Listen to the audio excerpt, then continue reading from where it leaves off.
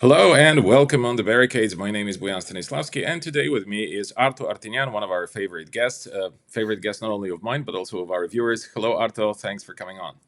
Hello, Boyan. Thanks for inviting me as always.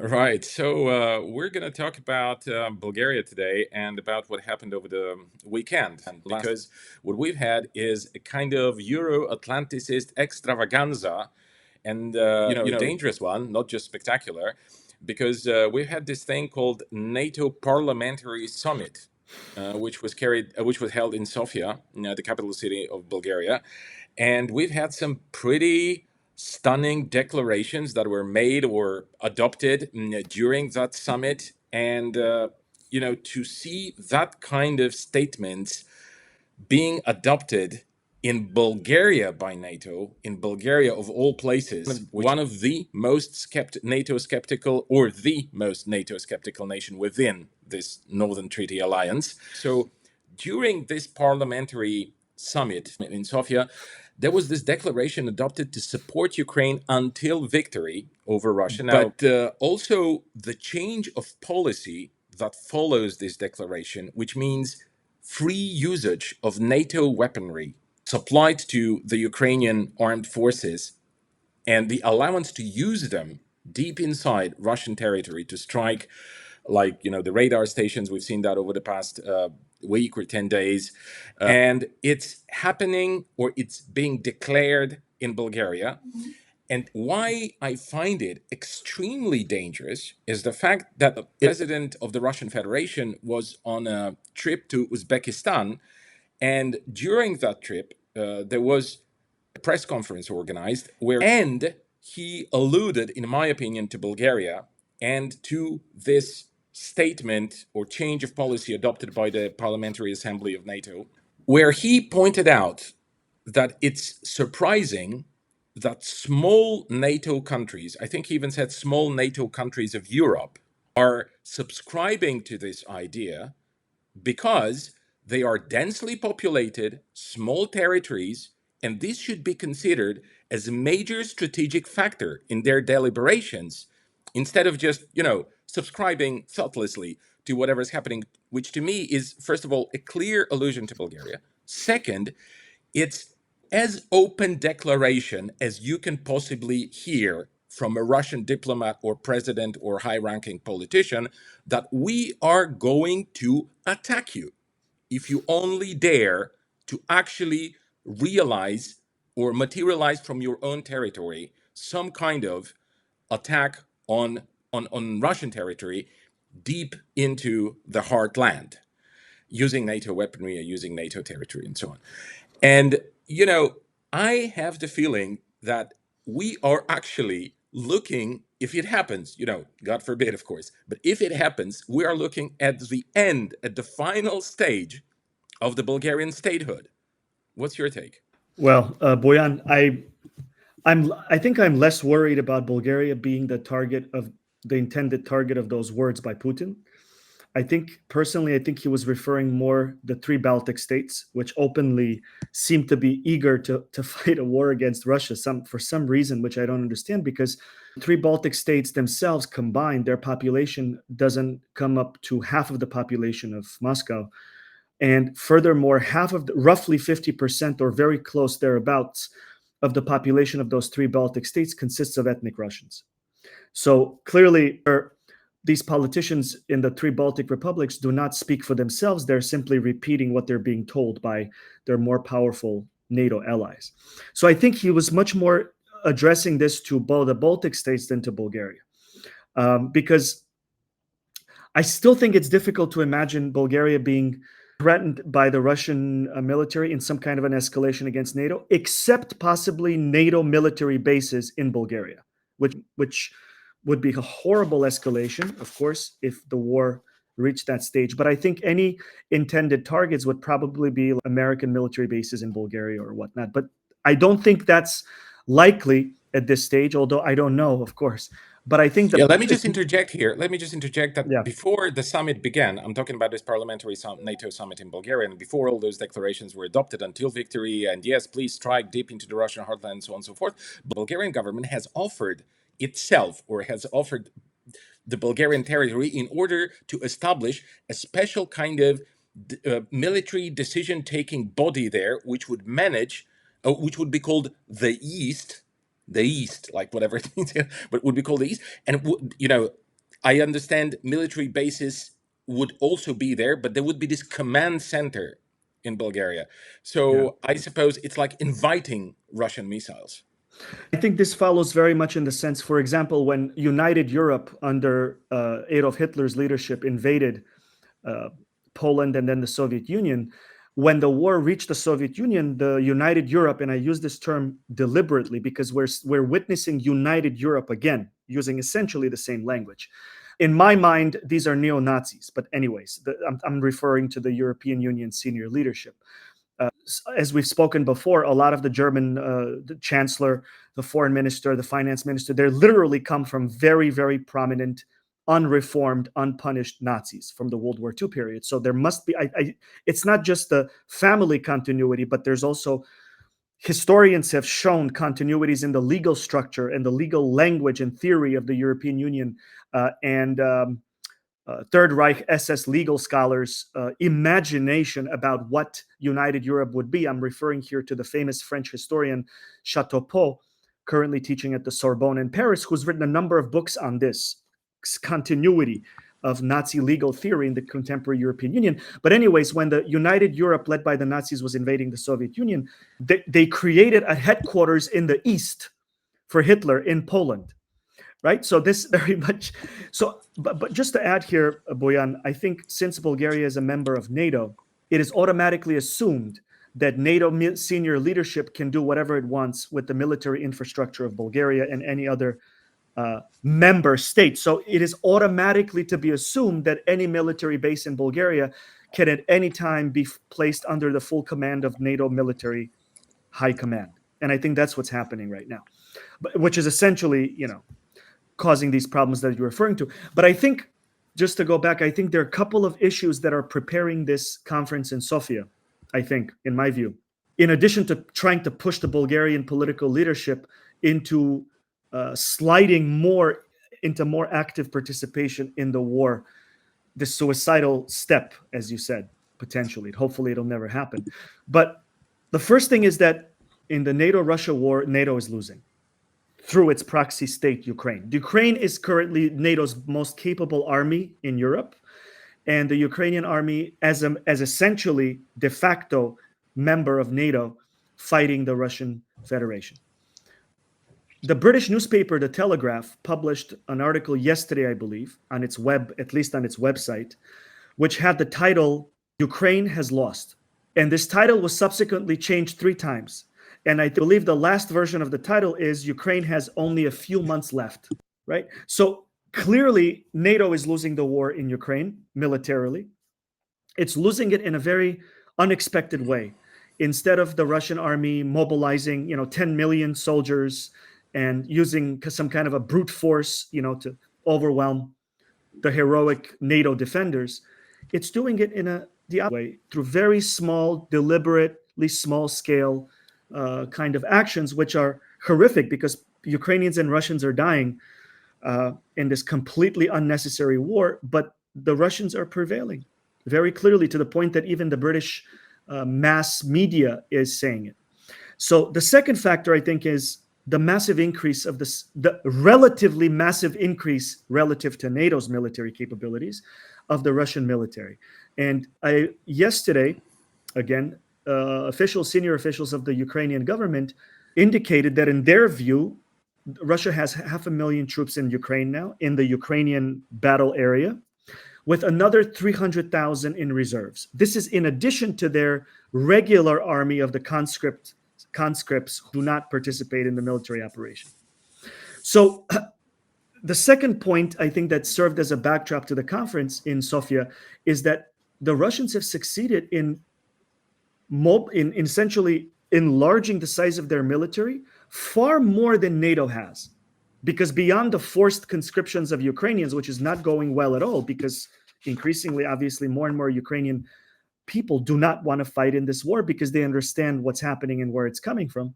NATO is simply in a position where they don't have enough soldiers to keep this war going, as horrible as it is for the Ukrainians and the Russians. They just don't have the soldiers. And the third point is the very premise that NATO is now going to allow or to make the decision to use long-range NATO weapons into Russia. It's a lie. Long-range NATO weapons are already being used on Russian territory. The two attacks against the long-range radars that you noticed you referenced that were attacked in Russia. So NATO, i.e. Ukraine, so NATO attacked two of Russia's strategic long-range radars that are supposed to essentially watch the sky for signs of nuclear missile attack. These are not So the we're only talking about the radars. most strategic, most important part, infrastructure, like from the point Yes, of it's view part of it. It's not the only part, but yeah, of course. attack against such strategic radar sites can automatically trigger nuclear missile launch by the Russians. So this is, again, extremely irresponsible. One of the radar sites was damaged. The other one was undamaged, according to public reports. So this happened with Portuguese drones, okay? Because some of the drones that were shot down were subsequently analyzed. So Portugal is a member of NATO. So NATO weapons are being used to attack targets deep in Russia. So in addition, shorter range anti-radar missiles called the HARM, H-A-R-M, are regularly fired deep inside Russia, at least 50 or 70 miles inside Russia. So Russian military targets in Russia and civilian targets are regularly attacked by NATO. So this is not a real change. The second thing is NATO doesn't really have any other weapons other than those ATACMS that have a 300-kilometer range. They really don't have any other missiles other than nuclear missiles or Well, they have some storm shadows and that kind of or stuff, those I cruise guess. I mean, missiles I'm not a specialist, but yeah. Yeah, those cruise missiles. But again, they reach 300 to 500 kilometers, right? So those missiles. So NATO is already doing this. This is not something that happened. Yes, they can use additional they can send Storm Shadow cruise missiles or whatever, but this is not new, right? So in a way, this is kind of like a false argument from their side of view. So I think that if we draw the line, I think what's happening is NATO is losing the war militarily and economically. And I think they're trying to find ways to slow down the rate of loss, if you will. But I think the really scary question for me here is, and I've mentioned this before, to this day, I don't understand this logic. NATO leadership seems to be okay with the idea of openly militarily attacking a nuclear superpower. And to me, this is the most dangerous question. How are they rationalizing this? How are they rationalizing escalation to nuclear war? In other words, do they have some kind of a special weapon like Star Wars, like the Death Star will come and will, shield Europe from Russian nuclear missiles? What is the game plan? And it's not clear from these public statements in Sofia that these people are in reality. Like these are irrational people who have lost their reading, or maybe they never really understood the reality of nuclear war. They're out of their league. They're incompetent, and thus they're placing all of our lives in danger. I think this is probably, for me, the biggest question and the biggest fear. Yeah, you're right. So, I mean, I agree, I want to say. But I think that we should not underestimate the fact that they decided to do it in Bulgaria. And perhaps I'm over focusing on that. Perhaps I'm reading a little too much into that.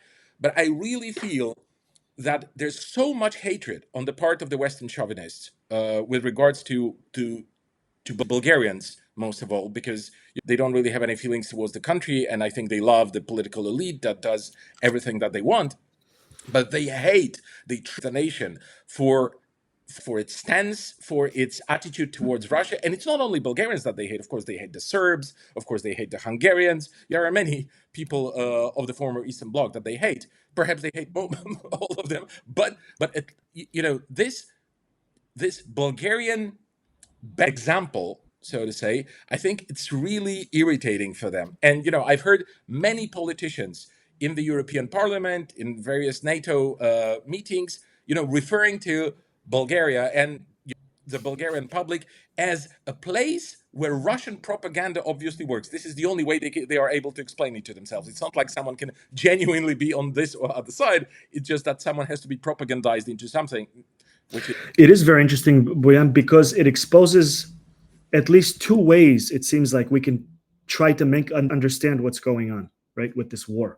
The first way, and I'm following your logic, is, and I agree with it, I think the first explanation could be the kind of frivolous, stupid way through which the NATO political EU elites are talking about the possibility of nuclear war or fighting directly a nuclear superpower, is maybe they're just short-term thinkers. They only worry about what the big brother, the superpower of the United States is what's going to happen in November elections. Let's just keep the war until November.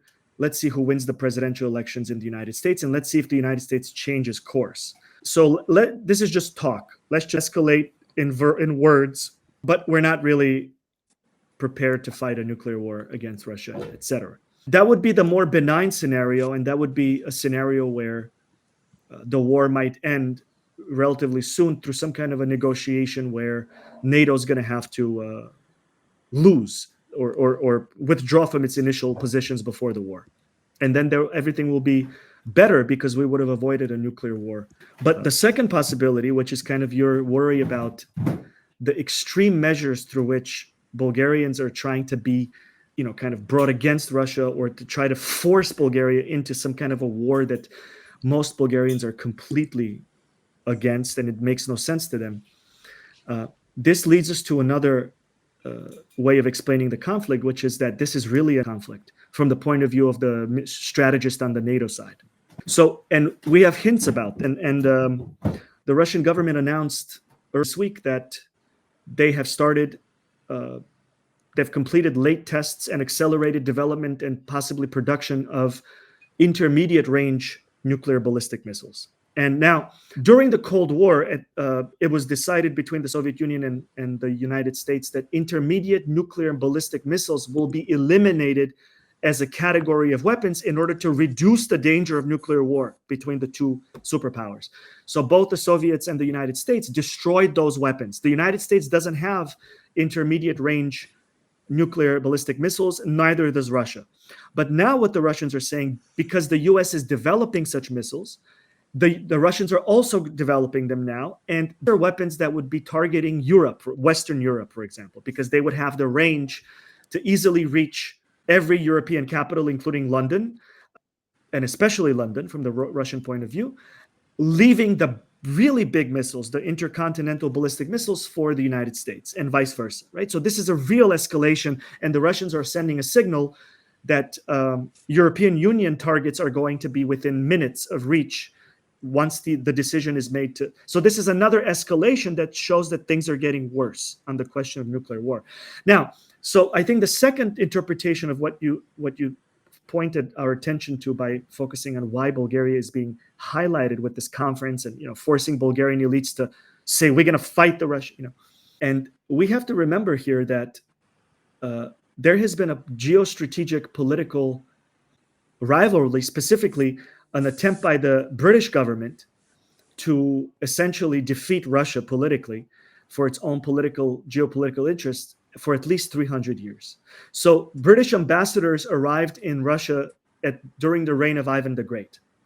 Okay, and since then, there's a well-documented history of British imperial attempts to destabilize Russia in order to gain control of the landmass between, the European and Asian continental landmass, which is the largest landmass, the largest economic space, and the richest space of natural resources in the world. And this is an old battle when the old British Empire, having controlled the oceans and the trade routes, still lacked control of the land routes, right, of the economically most important part of the world. So it's an old dream of kind of British imperial structures to control what is now known as the Eurasian landmass, which is populated by the state of Russia. So if we look at it from some kind of a geostrategic kind of long-term game, the British Empire doesn't exist anymore as an empire, but it exists as a financial empire, essentially, right? The city of London being the second most important capitalist center of accumulated capital, wealth, and thus influence and power. So I think it's not surprising that the British government is the number one force behind the NATO-Russia war. I would argue even more than the United States. And I think we can also throw in. Sorry to interrupt you, but I wanna make that point. Have also held always Bulgaria in deepest possible contempt. I mean, we've got documents. I mean, this is again a well-documented sort of attitude, historically speaking. And I think even during the Second World War, one of the politicians, I can't remember which one at the moment, even famously stated that Bulgaria should not only not exist, but it should be turned into potato field. It was Winston Churchill. Yeah, could be. Yeah.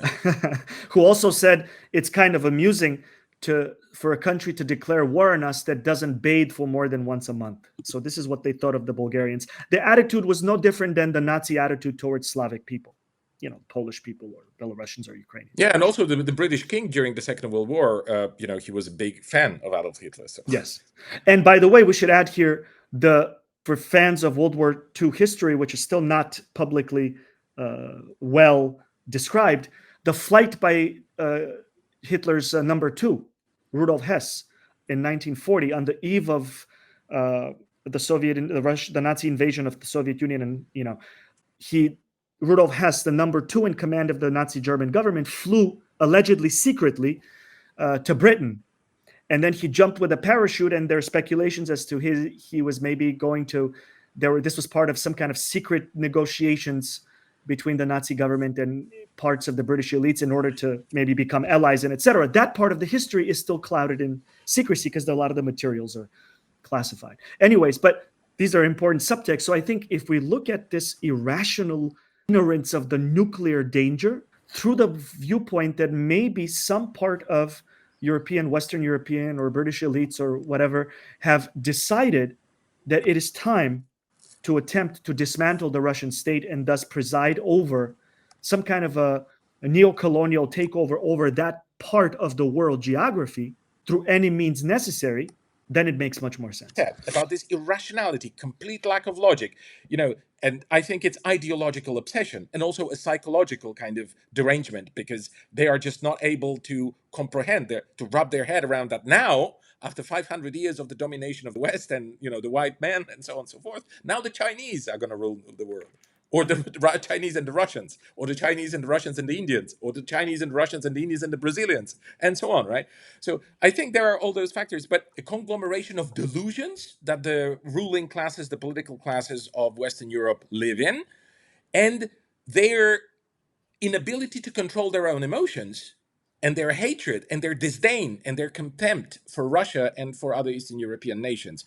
And I think this is what triggers the lack of logic, the kind of desperate moves, the sudden shifts and turns, the kind of, as I interpret it, the kind of trying to break the backbone of the Bulgarians and just expose them to some direct military attack from Russia to show them, you see, we were right. We've always known, unlike you, stupid Bulgarians, we've always known that the Russians are bad, and now they're shooting at you, and you still don't believe it, you still don't get it. So I want you to talk a little bit about that, like the ideological obsessions and the increase of their intensity as things go from bad to worse. Yeah, I mean, it's a big question, and maybe we could also revisit this in a separate conversation for more full. But I think the first thing that we must confront and ask ourselves without knowing the answers fully is that it is definitely true, it seems to me, that we live in a time of transition, global systemic transition. Capitalism is being dismantled,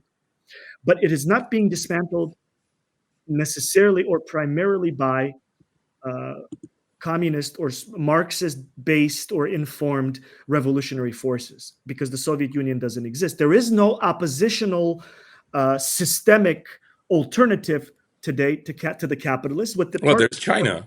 Well, to China, but China only recently has started more aggressively language of revolutionary socialism or communism, right? So China is always there, but in terms of the West, within the Western political space, the absence of the Soviet Union, so I think it's the capitalists themselves that are dismantling slowly capitalism over the last 30 years. And I think the question is, the old ways of doing politics from the capitalist point of view are giving way to something new, but that new thing hasn't really been established yet. Now, the Greek economist and politician Yanis Varoufakis has recently written a book about techno-feudalism. And he makes the argument, I haven't read the book fully yet, I'm reading it now, that some kind of a post-capitalist world is emerging, that's replacing capitalism, is some kind of a, for lack of a better term, techno-feudal lords and their large transnational, multinational corporations are starting to dominate or are dominating everyday life, definitely in the West. There are no markets. They're just monopolies, right? Like we shop in Amazon or we buy stuff from, etc. I agree to an extent, but I also would add here that in order to understand what's going on now, from a Marxist infused point of view, but not only, capitalism was never about free markets. And this is sort of what the typical anti-communist liberal would say, that in Bulgaria too, that capitalism, we wanted capitalism in Bulgaria because it's going to bring us into a market economy. Capitalism is not about market economy. Capitalism's biggest... And it's also BS, sorry. It's also BS that in Bulgaria anyone has actually, that there are kind of genuine pro-capitalist tendencies ever in Bulgaria during the social... With the exception of the brief functioning of such markets, capitalist bourgeois markets in the 19th century, it is not in the internal logic of the capitalist way of life to make their money and wealth through some kind of competitive, mostly free markets. The opposite is true. Capitalists are always interested and lean towards monopolies. And monopolies can only be formed but if they are on a global scale, because if you're not a monopoly in a global scale, that means you still face competition and thus a direct threat to your capital accumulation, et cetera, from other competing networks or conglomerates. So capitalist economics always produces or drives towards monopolies. And that also means that the state must always be subverted or under the control or bypassed by the capitalists, because the state, by its very definition, if it functions as a state, would be potentially subject to other social classes' influence, right? Or elites. So in other words, capitalism is about monopoly formation. It's not about markets. So in that sense, the ongoing transformations are, you can read it as the ongoing battle for the global monopolies. So the United States American capitalists had global monopolies over the energy market, over the automobile market, over the consumer goods market, and over the financial markets, because the dollar was the monopoly currency since World War II. And now this is being challenged, maybe with a counter monopoly, if you will, like the BRICS, or a counter, not a monopoly, but by a challenger, like the BRICS, potentially currency, economic area, and et cetera. And this is causing the capitalists that previously had monopoly, the Anglo-Saxon capitalist class, to wage a war that might even resort to global nuclear war in order to try to keep their monopoly. So I think that would be one kind of way of looking at things, by centering the economy and the creation of wealth and the distribution of wealth as the reason why this ideology is emerging of global nuclear war being okay, potentially. The other thing is, in terms of ideology, Anglo-Saxon imperial politics are defined through the ideology of racism. And we have to remember and never forget that racism emerged as a state ideology in the British Empire. During the period of its expansion, it was based on Protestant kind of reading of Protestant religious, faith, predestination. We are born the way we are, created by there's difference between different groups of people. Let's call them races, just the way there are differences between breeds of horses. People are born with unchangeable, this is the fundamental racist assumption of British racism and subsequently American racism and any kind of Anglo-Saxon Nazism. The fundamental belief is there's different categories of people. There's different breeds of people, just the way there are different breeds of horses. The first analogy used horses. Just the way there are different breeds of dogs. They're still dogs, but they're different intelligence levels, different predispositions, different talents. The racists believe that there are different groups of people who are born with different genetic predispositions, and the most fundamental differentiating factor is intellectual capacity. So the inferior, and then they have gradations from inferior to superior. The difference is in innate, genetically based differences in intellectual capacity that are assumed to be true. That's the fundamental racist belief. So why genetic? Because you can't change them through education, through socialization. So racist politics defines the targeted enemy as subhuman. And this is kind of in the language of philosophy when the Nazi Party in Germany used the language from the great 19th century philosopher Friedrich Nietzsche, the Untermenschen and the Übermenschen, right? So the Übermensch was in the kind of racist dialogue and ideology. The Übermensch was the racially superior, genetically superior human being who should rule because they are inherently intellectually superior. They understand the world better. They are smarter. They can invent ways of living in relation to nature that's going to be better rather than worse, and etc. They can understand democracy and what it means. Yeah, and everything you're saying now just applies directly, I would say. 100%, you can see these parallels. And the Untermenschen are the US. Yeah. Nietzsche, of course, didn't mean it this way. For Nietzsche, who hated German racial nationalism, he despised it as kind of a provincial, liberal kind of English deviation, right? For him, the Übermensch was the fully developed human being. He called it the aristocratic soul. Not aristocratic because you were born in a castle, but because you are meritocratic. You're fully developed as a human being, and you understand how to think, how to suffer. You have appreciation of beauty. You have the ability to risk yourself in the pursuit of something that is worthwhile to you. You have this kind of fully functional, in the best sense, human being, which kind of mirrored, in history of philosophy, Aristotle's notion of what it means to be human, and of course, the Marx's notion of where we want to be as human beings, right? And in Bulgaria, Boyan, you would remember, during the socialist period, the ideology of education was the fully developed human being. Yes, that was the goal, yes. Right? So we were supposed to be Übermenschen, but in a way that's the opposite. Nothing genetically. And we were encouraged all the time because you would get letters from the leaders of the state. They would be read in a very ceremonial way. Every Friday, or I don't know, every last Friday of the month, and stuff like that. But you would become. Would really be encouraged. I just want to make that that people would be appreciated for everything that they've accomplished during their educational process, and that would be on a state level. That's right. And you would become an Übermensch in the process of living in this society and socializing in it and growing up in it to be that way. Whereas the racist argument would be, by birth, you already have in you the inherent superiority that just needs to be allowed to play a leadership role, right? Yeah. And it's a complete, and then you must terminate the opposition, the inferior races, because they are always a problem. W.B. Du Bois, the great Black American philosopher, writer, social activist, who was also a Marxist, communist. W.B. Du Bois, in his autobiography, describes how he encountered racism for the first time as a Black child in a schoolyard. He said, I was playing with my friends who were white and Black, and they were totally okay because we were kids. And until one new kid came, and she didn't want to play with me. And when my friend asked her, why don't you want to play with him? Why shouldn't we play with him? She said, because kids like him are a problem. Why are they a problem? Because they're flawed in some way, is the assumption. They're violent. They're prone to too much sex. They're lazy. They are conniving and primitive, right?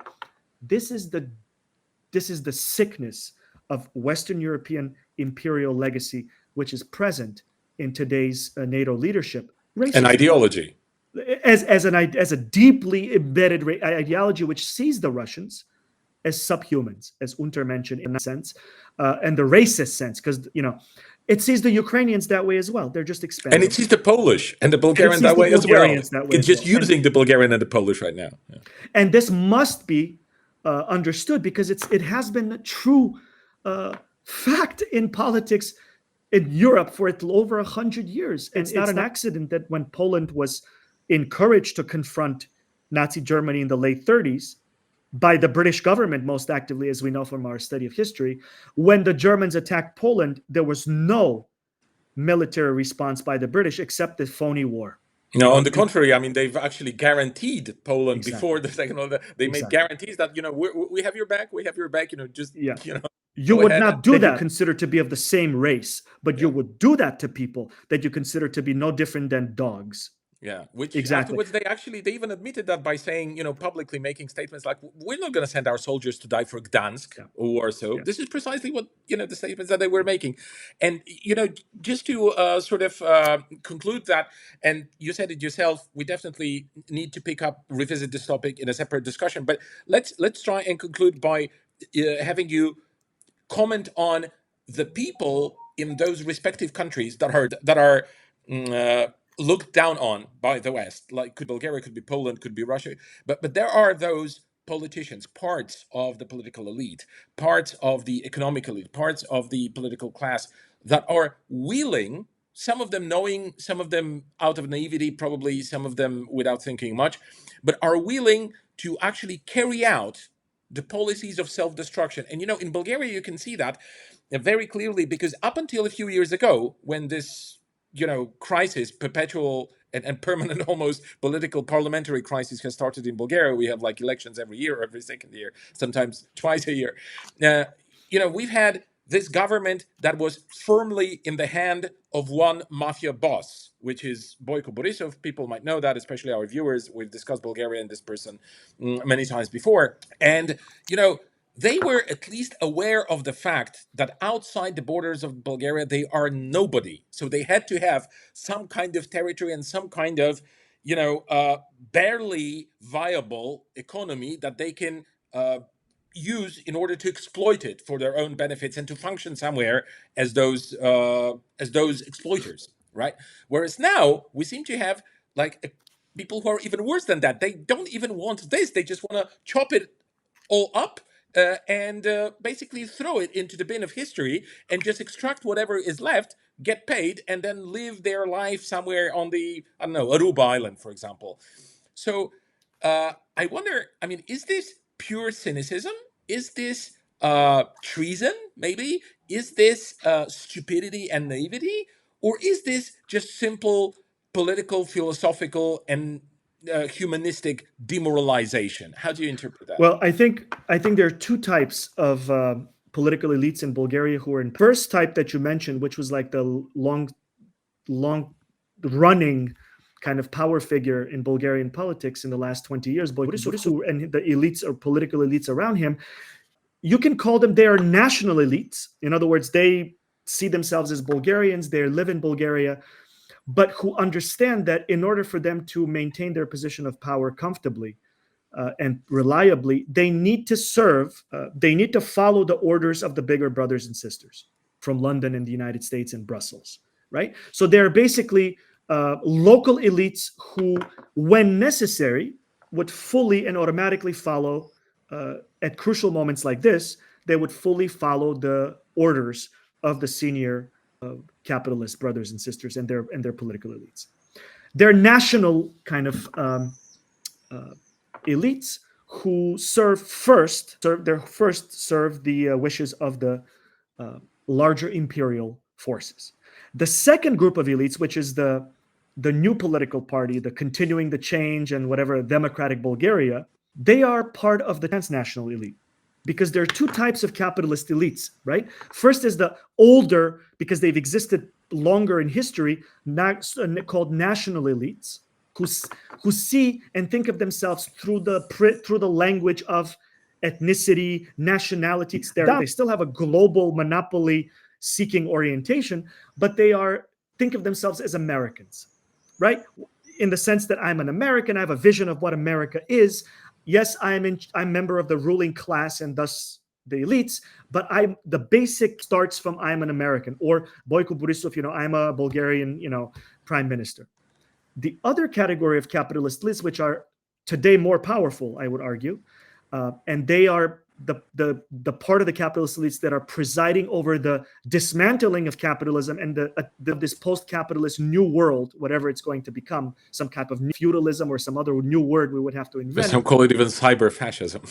Or whatever, right?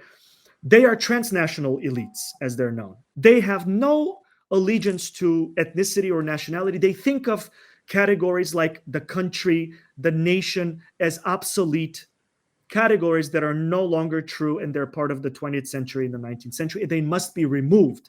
So continuing change and democratic Bulgaria, I would say, are traitors in the sense that they have no allegiance to Bulgaria, to Bulgarian society, culture, history, and politics, and Bulgarian future as Bulgarians, because they're transnational in their minds. Tomorrow they could be just as comfortable as serving as prime ministers of Estonia, or they could be living in Aruba perfectly fine without feeling any sense of longing or nostalgia or guilt.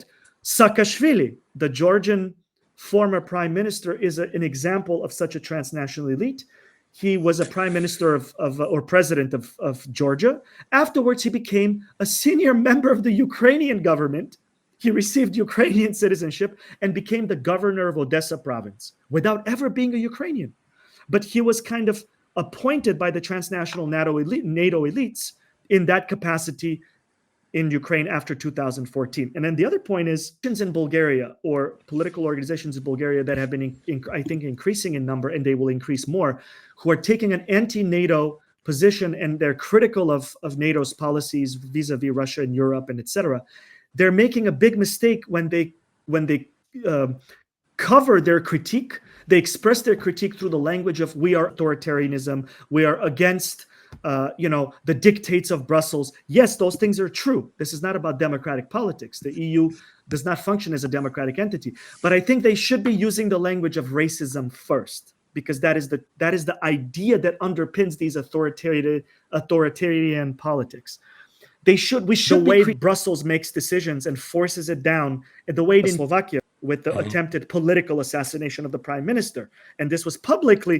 There were signals being said by European senior officials, be careful. The Georgian prime minister was told last week what you're doing, because something like what happened to the prime minister of Slovakia might happen to you. These are authoritarian kind of gangster methods of doing politics. But before that, we should say these are racist ways of doing politics. You would not do such politics against political forces that you seem to be your equal. The methods would be different. So I think we have to critique, if we are critical against European Union bureaucratization, authoritarianism, anti-democracy kind of measures, use of political violence or the threat of political violence, we should begin our critique with the most powerful accusation possible and be like, we do not agree with your racism. Because that's a very difficult thing to defend against, because people in general around the world are disgusted by racists. Right? Yeah, same as they are disgusted by genocide, which is exactly ongoing in different parts of the world. But I think we've grown to the point where certain things are so abhorrent, we're just not going. We have to start using those words again. Yeah, exactly. We have to start using those words. And on that note, I want to end the program today. We're going to revisit this topic because there are some fascinating, points that we could really develop our analysis further on. So I hope we're going to see you again soon, Arto. Of course. In our program. And to our viewers and listeners, I want to wish you all the best. Stay healthy, keep fighting, and keep your eye out, because we are going to be more regularly available now on YouTube, Substack, and on all other platforms where you can find us. Don't forget to subscribe. Don't forget to support us financially. See you in the next segment. Bye-bye.